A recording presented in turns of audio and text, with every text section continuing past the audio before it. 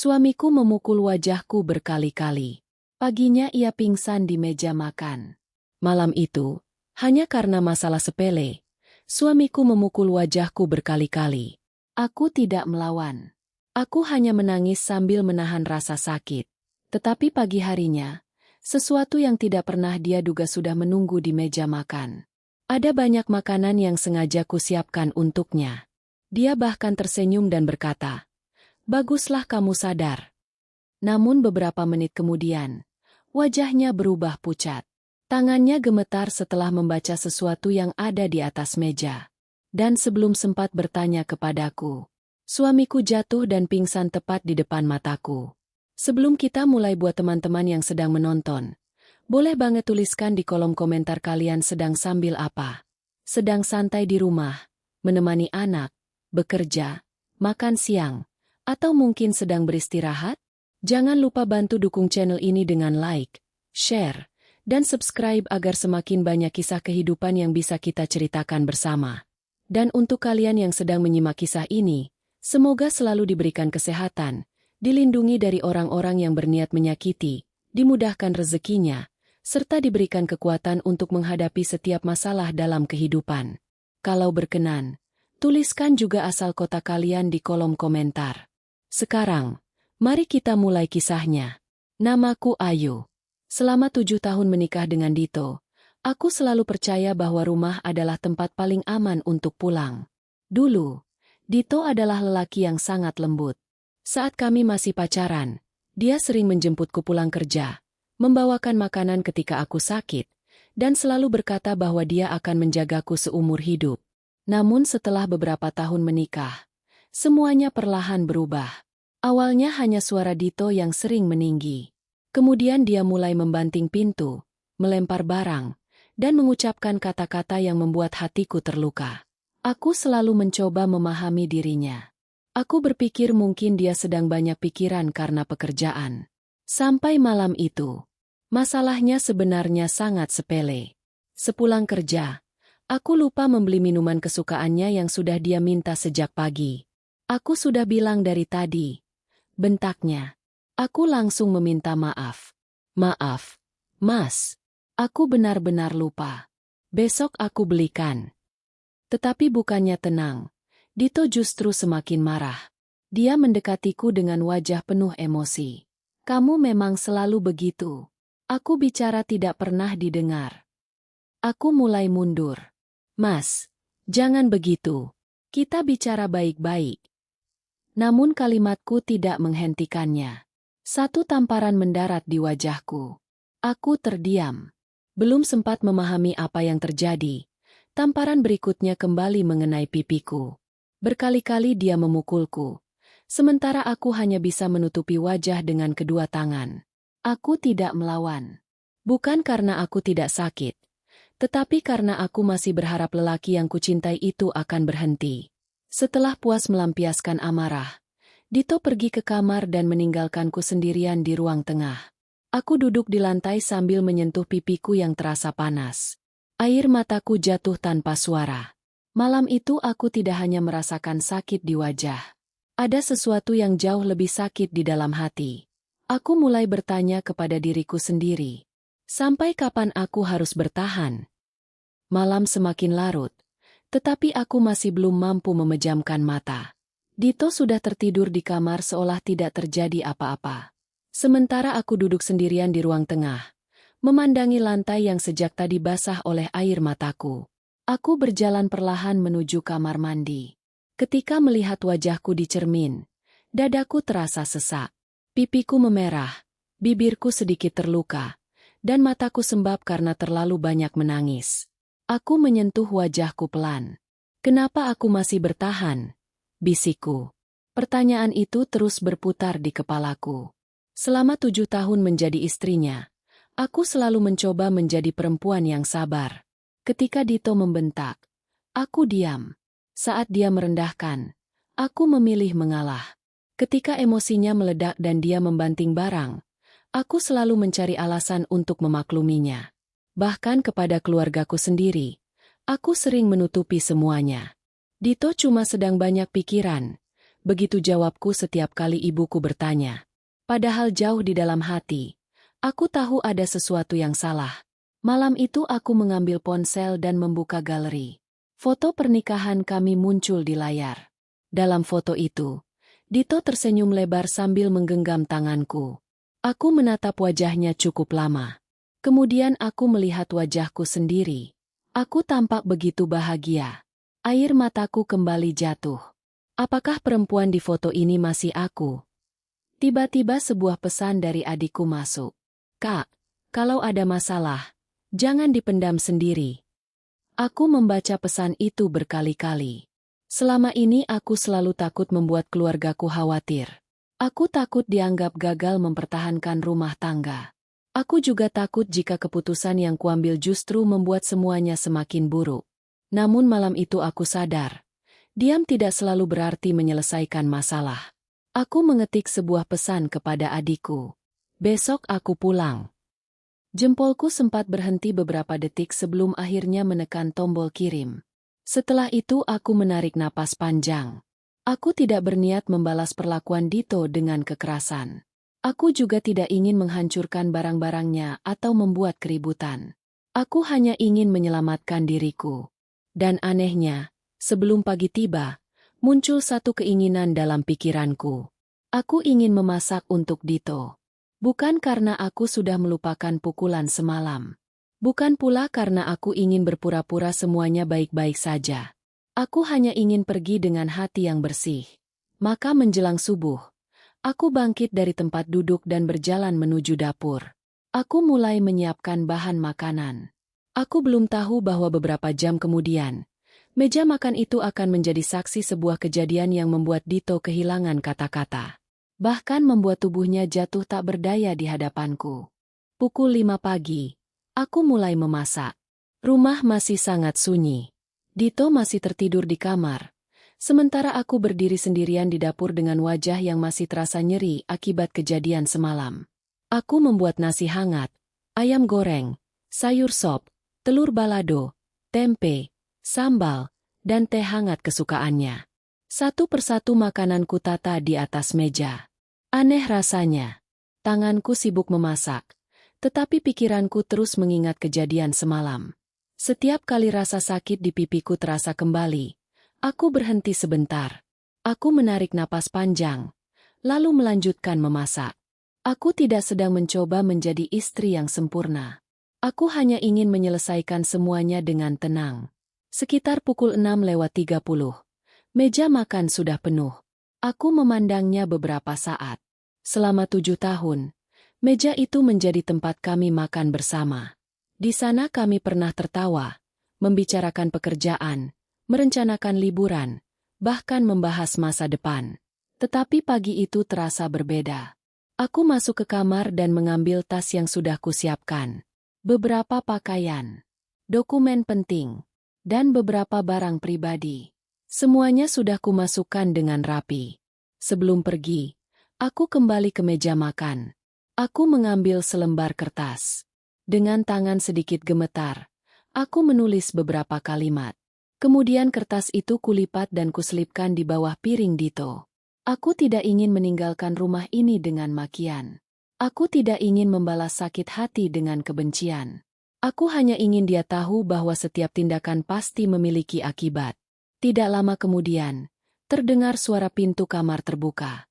Dito keluar sambil menguap. Langkahnya terhenti ketika melihat meja makan. Matanya melihat makanan yang memenuhi hampir seluruh meja. Dia menatapku. Kemudian tersenyum kecil. Baguslah kamu sadar. Aku terdiam. Kalimat itu terasa lebih menyakitkan daripada yang kukira. Seolah-olah setelah memukulku berkali-kali, justru aku yang dianggap bersalah. Aku hanya menjawab pelan. Silakan makan, Mas. Dito menarik kursi dan duduk. Dia mengambil piring, lalu hendak mengambil ayam goreng.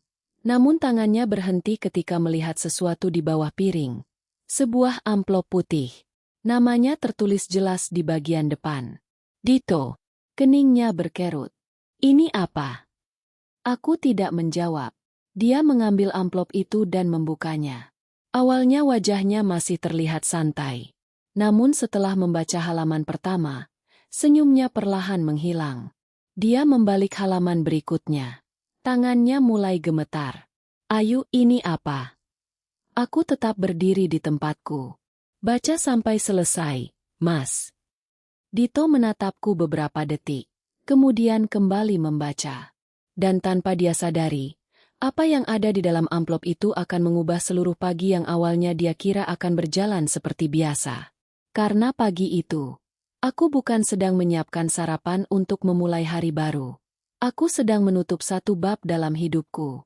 Dito membaca isi amplop itu dengan wajah yang semakin berubah. Senyum yang tadi terlihat di wajahnya sudah hilang. Tangannya mulai gemetar ketika melihat beberapa lembar bukti yang kusimpan selama ini. Ada catatan tanggal ketika dia mulai melakukan kekerasan. Ada foto luka yang pernah kualami. Ada pesan-pesan lama yang menunjukkan bagaimana aku selama ini berusaha meminta agar dia mengendalikan emosinya. Dito menatapku. "Kenapa kamu simpan semua ini?" Aku menarik napas panjang. "Karena aku takut, Mas. Tapi aku juga sadar. Rasa takut tidak boleh membuatku terus diam." Dia kembali melihat isi amplop. Di bagian paling bawah terdapat surat dari pendamping hukum yang sudah kuhubungi pagi itu. Isinya menjelaskan bahwa aku akan meninggalkan rumah dan meminta bantuan untuk memastikan keselamatanku. "Apa kamu sudah melaporkanku?" Aku menggeleng. "Aku tidak ingin menghancurkan hidupmu." "Lalu kenapa ada surat ini?" "Karena aku ingin menghentikan hidupku yang selama ini kamu hancurkan sedikit demi sedikit." Dito terdiam. Aku melanjutkan dengan suara bergetar. "Semalam kamu memukulku hanya karena aku lupa membeli minuman. Tapi yang kamu hancurkan bukan cuma wajahku. Kamu menghancurkan rasa aman yang selama ini kubangun di rumah ini." Dito menundukkan kepala. Aku melihat matanya mulai berkaca-kaca. "Aku sudah meminta maaf," katanya lirih. "Aku tahu. Terus kenapa kamu masih pergi?" Aku tersenyum pahit. Karena aku sudah terlalu sering mendengar janji itu. Ruangan mendadak sunyi. Dito memandang makanan yang memenuhi meja. Baru saat itu dia seperti memahami bahwa semua makanan yang kusiapkan bukan tanda aku sudah melupakan kejadian semalam. "Itu makanan terakhir yang aku masak sebagai istrimu," kataku. Dito langsung menatapku. "Jangan pergi, Ayu." Aku menggenggam tali tasku erat-erat. "Aku pernah bertahan karena mencintaimu. Sekarang aku pergi karena harus belajar mencintai diriku sendiri." Dito kembali melihat surat di tangannya. Napasnya mulai berat.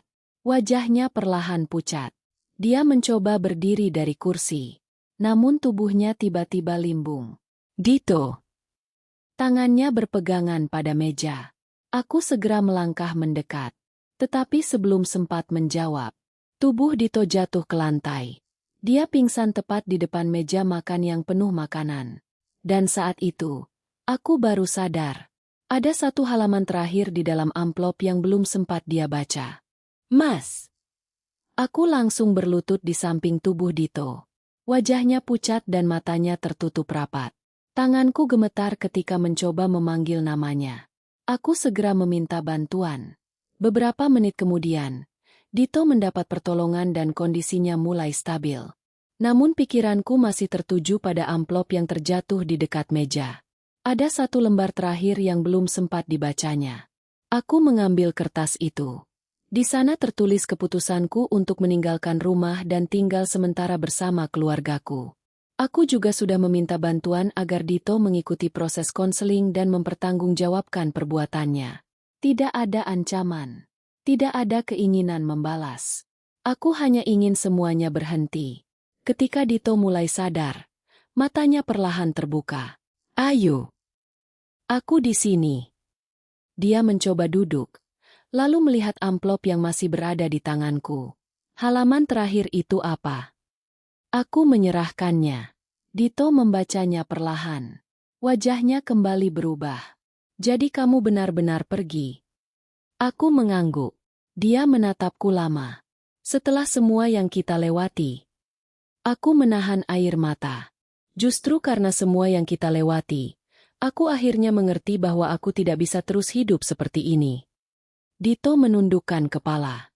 Aku bisa berubah. Semoga. Kamu tidak percaya.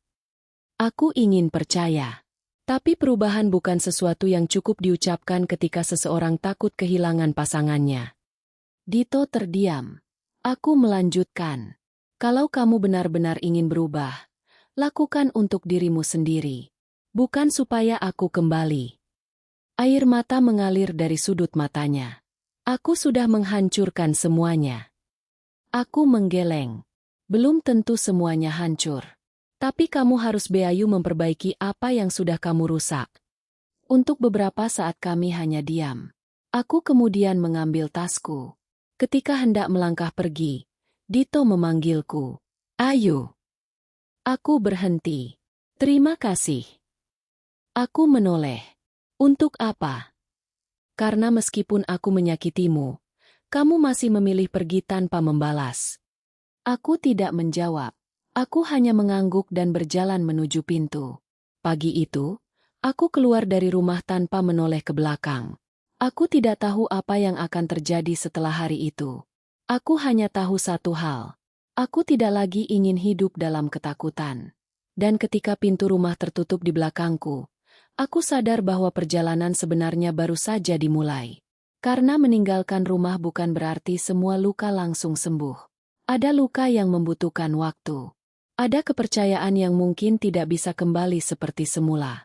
Tetapi setidaknya hari itu, aku sudah memilih untuk menyelamatkan diriku sendiri. Hari-hari pertama setelah meninggalkan rumah terasa sangat berat. Aku tinggal sementara bersama keluargaku. Setiap malam, ketika suasana mulai sepi, ingatanku kembali pada kejadian malam itu. Aku masih bisa merasakan panas di pipiku, masih teringat suara Dito, dan masih mendengar kalimatnya yang terus terngiang di kepala. Namun kali ini aku tidak lagi menyembunyikan semuanya. Aku mulai bercerita kepada keluargaku. Aku juga mulai belajar menerima kenyataan bahwa apa yang terjadi bukanlah kesalahanku. Beberapa waktu kemudian, Dito menghubungiku. Suaranya berbeda. Tidak ada nada tinggi. Tidak ada kemarahan. Dia mengatakan bahwa setelah kejadian itu, dia mulai mengikuti konseling untuk mengendalikan emosinya dan belajar bertanggung jawab atas tindakannya. Aku tidak meminta kamu kembali sekarang, katanya. Aku hanya ingin kamu tahu bahwa aku sedang berusaha berubah. Aku terdiam cukup lama. Kemudian menjawab, kalau memang begitu, teruskan. Dito bertanya, apakah masih ada kesempatan untuk kita? Aku menarik napas. Aku tidak tahu. Dulu, mungkin aku akan langsung menjawab iya. Namun sekarang aku sadar bahwa sebuah hubungan tidak cukup hanya dibangun dengan rasa cinta. Ada rasa aman. Ada penghormatan. Ada tanggung jawab. Dan yang paling penting, tidak boleh ada kekerasan. Aku tidak tahu bagaimana akhir pernikahan kami. Mungkin suatu hari kami bisa berbicara kembali dengan hati yang lebih tenang. Mungkin juga jalan kami memang harus berpisah. Tetapi aku sudah tidak lagi takut menghadapi kemungkinan itu. Karena aku akhirnya mengerti sesuatu. Selama ini aku mengira mempertahankan pernikahan berarti harus bertahan dalam keadaan apapun. Ternyata tidak. Mempertahankan diri sendiri juga merupakan bentuk kebeayuan. Aku tidak membenci Dito. Aku bahkan berharap dia benar-benar berubah. Tetapi aku juga tidak akan melupakan apa yang pernah terjadi. Karena luka yang terlihat di wajah mungkin bisa hilang. Namun luka di hati membutuhkan waktu jauh lebih lama. Pagi ketika Dito pingsan di meja makan ternyata bukan akhir dari segalanya. Justru hari itu menjadi awal dari hidupku yang baru. Aku belajar bahwa memaafkan tidak berarti membiarkan seseorang mengulangi kesalahannya. Dan pergi bukan selalu berarti berhenti mencintai. Kadang-kadang kita pergi karena kita sadar bahwa diri kita juga pantas diselamatkan. Jika ada satu hal yang ingin kusampaikan kepada siapapun yang sedang berada dalam hubungan penuh kekerasan, jangan merasa bahwa kalian harus menanggung semuanya sendirian. Carilah orang yang bisa dipercaya. Mintalah bantuan. Dan jangan pernah menganggap kekerasan sebagai harga yang harus dibayar demi mempertahankan cinta. Karena cinta yang sehat seharusnya membuat kita merasa aman. bukan membuat kita takut.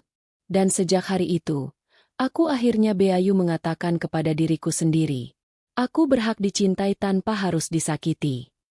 Teman-teman, dari kisah Ayu kita bisa belajar bahwa sabar bukan berarti membiarkan diri terus disakiti. Cinta juga bukan alasan untuk menerima kekerasan. Kalau seseorang benar-benar mencintai kita, dia seharusnya membuat kita merasa aman, bukan membuat kita takut berada di rumah sendiri. Dan kalau ada di antara kalian yang pernah mengalami kisah yang mirip dengan Ayu, jangan merasa sendirian. Kalian boleh menceritakan pengalaman kalian di kolom komentar. Tidak perlu menuliskan nama asli atau hal-hal pribadi yang tidak ingin dibagikan. Siapa tahu, cerita kalian bisa menjadi pelajaran dan kekuatan bagi orang lain yang sedang berada dalam keadaan yang sama. Jangan lupa like, share, dan subscribe channel ini agar kisah-kisah penuh makna lainnya bisa terus menemani kalian. Semoga kita semua selalu diberikan kesehatan, ketenangan hati, keluarga yang saling menghargai, dan kekuatan untuk meninggalkan segala sesuatu yang menyakiti kita. Sampai bertemu di kisah berikutnya. Jaga diri, jaga hati, dan jangan pernah menganggap kekerasan sebagai bentuk cinta.